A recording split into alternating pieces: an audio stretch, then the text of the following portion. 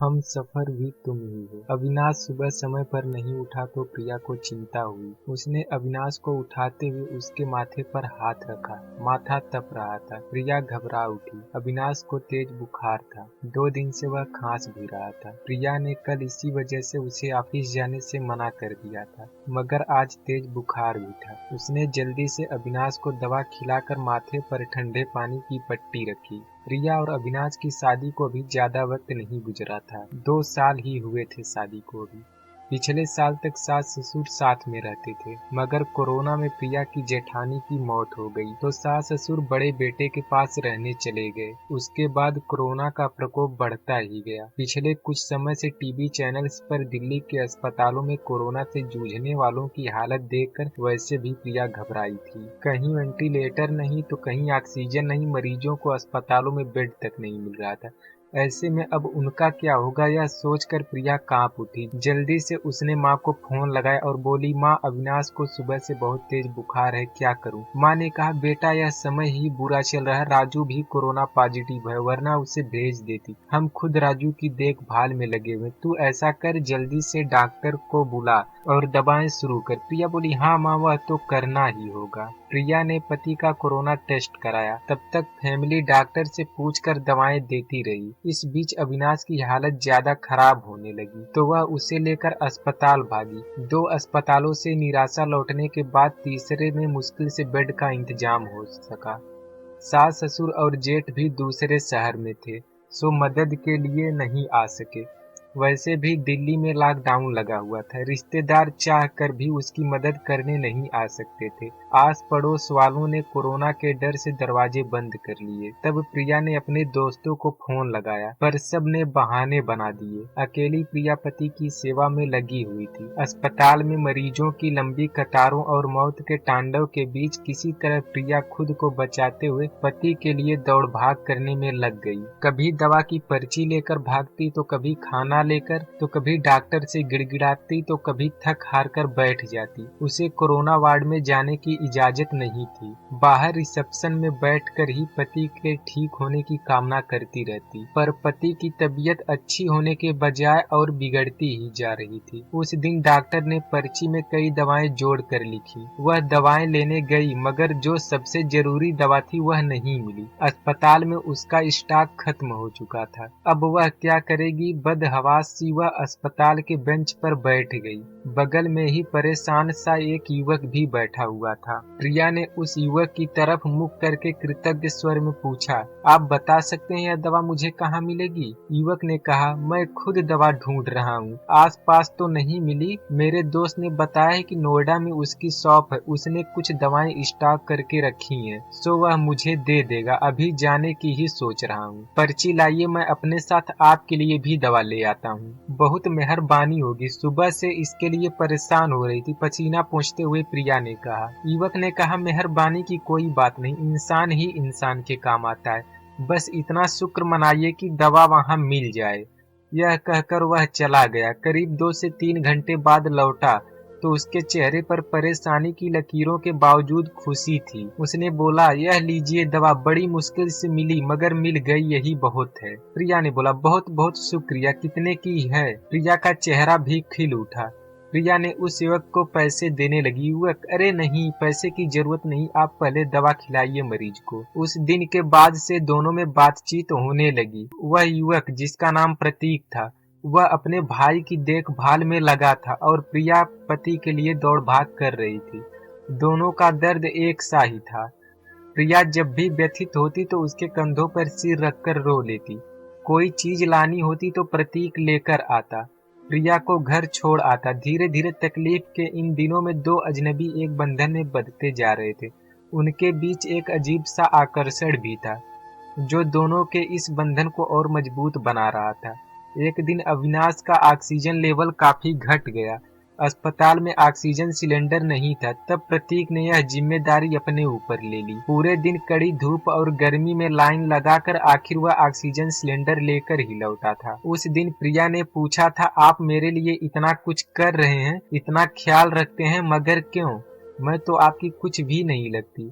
फिर बताओ ना ऐसा क्यों कर रहे हो? प्रतीक ने कहा, पहली बात हर क्यों का जवाब नहीं होता, और दूसरी बात हम दोनों हमसफर नहीं तो क्या हुआ, हमदर्द तो है ना। आपके दर्द को मैं बहुत अच्छे से महसूस कर सकता हूँ। आपकी तकलीफ देखकर मुझे भी दुख होता है। बस किसी भी तरह आपकी मदद करना चाहता हूँ। एक अनकहा सा मगर मजबूत साथ महसूस कर वह गमों के बीच भी मुस्कुरा उठी। धीरे धीरे अविनाश की तबीयत और बिगड़ गई और उसको वेंटिलेटर पर रखना पड़ा। अस्पताल में वेंटिलेटर्स की भी कमी थी, कई वेंटिलेटर्स खराब हो गए थे। बदहवासी प्रिया ने प्रतीक को फोन लगाया तो पता चला कि उसके भाई को भी कहीं और शिफ्ट करने की नौबत आ गई है। प्रतीक ने प्रिया से कहा, आप चिंता ना करो प्रिया जी, मैं अपने भाई को जिस हॉस्पिटल में लेकर जा रहा हूँ आपके पति को भी वहीं लेकर चलता हूँ। वहाँ वेंटिलेटर्स की सुविधा है और डॉक्टर्स भी अच्छे हैं। प्रतीक ने उसका मनोबल बढ़ाया और फिर जल्दी ही शिफ्टिंग की सारी व्यवस्था कर दी। शाम में सब निबट गया तो प्रतीक का हाथ पकड़कर रूंधे गले से प्रिया इतना ही कह सकी, आप नहीं होते तो पता नहीं क्या होता। प्रतीक ने कहा, मैं नहीं होता तो कोई और होता। अच्छे लोगों की मदद के लिए कोई न कोई आ ही जाता है। प्रिया ने कहा, ऐसा नहीं प्रतीक जी, मैंने अपने दोस्तों पड़ोसियों परिचितों सबको देख लिया। इस कठिन समय में कोई भी मेरे साथ खड़ा नहीं, केवल आप हैं जिसे 4 से 6 दिन पहले तक मैं जानती भी नहीं थी। आज लगता ऐसे है कि आपके बिना रह नहीं सकती। उसकी बात सुनकर प्रतीक ने एक अलग ही नजर से प्रिया की तरफ देखा और फिर मुस्कुराकर चला गया। प्रिया के दिल में अजीब सी बेचैनी होने लगी।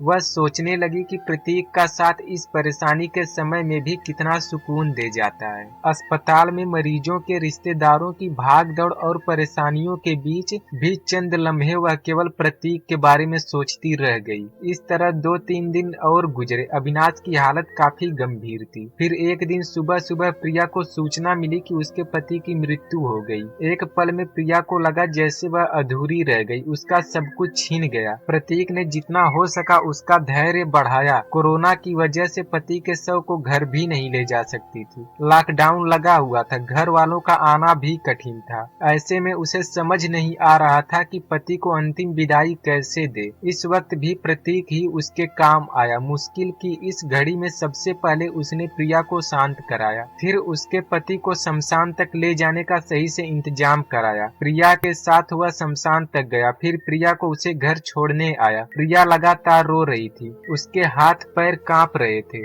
प्रतीक समझ रहा था कि उसकी तबीयत खराब है, वह अकेली है, सो अपने खाने पीने को लेकर लापरवाह रहेगी तो तबीयत और खराब होगी। प्रतीक ने हाथ पैर धोकर कपड़े बदलकर उसकी रसोई में प्रवेश किया और सबसे पहले चाय बनाई। प्रिया के साथ खुद भी बैठकर उसने चाय पी। फिर प्रिया को नहाने भेजकर खुद दाल चावल बनाने लगा। प्रिया को खाना खिलाकर उसके लिए सब्जी, फल, दूध आदि का इंतजाम कर और सांत्वना देकर वह वापस लौट गया। 2-3 दिनों बाद जब प्रिया थोड़ी सामान्य हुई और पति की मौत के सदमे से उबरी तो प्रतीक की याद आई। प्रतीक उसके लिए अपनों से बढ़कर बन चुका था, मगर उसे पता नहीं था कि वह कहाँ रहता है, क्या जॉब करता है। बस एक फोन नंबर था, उसने फोन मिलाया तो नंबर बंद आ रहा था। प्रिया घबरा उठी। वह प्रतीक से संपर्क करना चाहती थी मगर ऐसा ना हो सका। 2-3 घंटे तक वह लगातार फोन ट्राई करती रही मगर फोन बंद ही आ रहा था। अब उससे रहा नहीं गया। कुछ सोचकर वह उसी अस्पताल में पहुंची जहां उसके पति और प्रतीक का भाई एडमिट थे। वह रिसेप्शन एरिया में घूम घूम कर प्रतीक को खोजने में लगी थी, क्योंकि अक्सर दोनों वहीं बैठे होते थे। फिर वह उसे खोजती हुई कैंटीन में भी गई। हर तरफ चक्कर लगा लिया मगर प्रतीक कहीं नजर नहीं आ रहा था। थक कर वह वापस रिसेप्शन में आकर बैठ गई और सोचने लगी अब क्या करे। तभी उसे वह नर्स नजर आई जिससे प्रिया की जान पहचान हो गई थी। प्रिया के पति की देखभाल वही नर्स करती थी। प्रिया उसे अक्सर दीदी कहकर उस नर्स को पुकारा करती थी। नर्स ने प्रतीक को भी उसके साथ कई बार देखा हुआ था। प्रिया दौड़कर नर्स के पास गई। दुखी स्वर में नर्स ने कहा, सॉरी प्रिया, तुम्हारे पति को हम बचा नहीं पाए। प्रिया ने कहा, जो लिखा था वह हो गया। यह बताओ दीदी, आपको प्रतीक याद है जो अक्सर मेरे साथ होता था? उसके भाई का इलाज चल रहा था। नर्स ने कहा, हाँ प्रिया, उसके भाई की भी तो मृत्यु हो गई।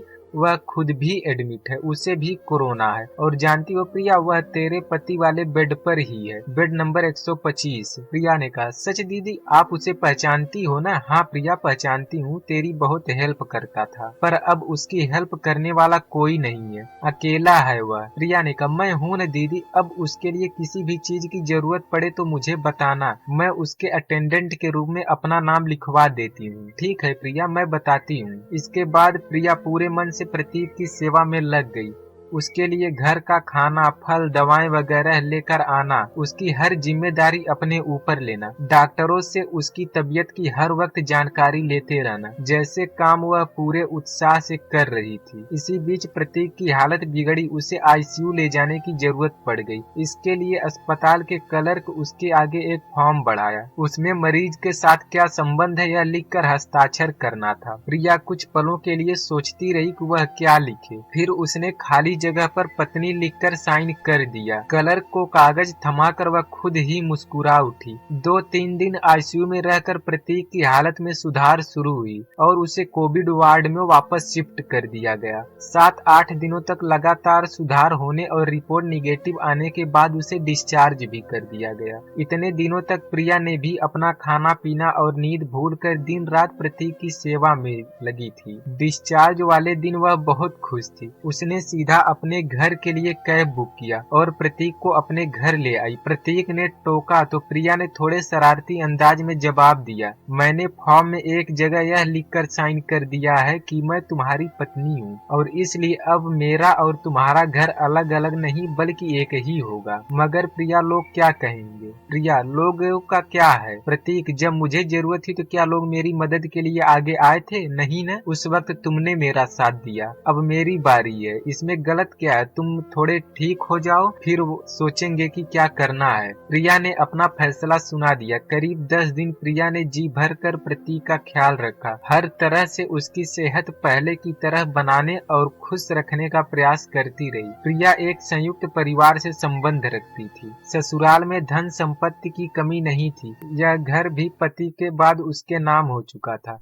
पति ने उसके लिए काफी संपत्ति और गहने भी छोड़े थे। बस एक हमसफर की कमी थी जिसे प्रतीक पूरा कर सकता था। उस दिन शाम में प्रिया ने प्रतीक के हाथों को थामकर कहा, जो बात मैंने अनजाने में ही उस फॉर्म में लिखा, क्या हम उसे हकीकत का रूप नहीं दे सकते? क्या मैं तुम्हें अपने हमदर्द के साथ साथ एक हमसफर के रूप में स्वीकार हूँ? प्रतीक ने कहा, मुझे लगता है प्रिया कि अब यह बात कहना बेफुजूल है। मतलब यह कि तुम ऑलरेडी मेरी हमदर्द और हमसफर बन चुकी हो। हम हमेशा साथ रहेंगे। तुमसे बढ़कर कोई और मेरा ख्याल नहीं रह सकता। और दोनों एक दूसरे को कहा, हमने बहुत कुछ खो कर भी बहुत कुछ पा लिया। प्रतीक ने प्रिया को गले से लगा लिया। तो दोस्तों, यह थी हमारी आज की कहानी। आपको कैसी लगी कमेंट में जरूर बताइएगा और सुनने के लिए धन्यवाद।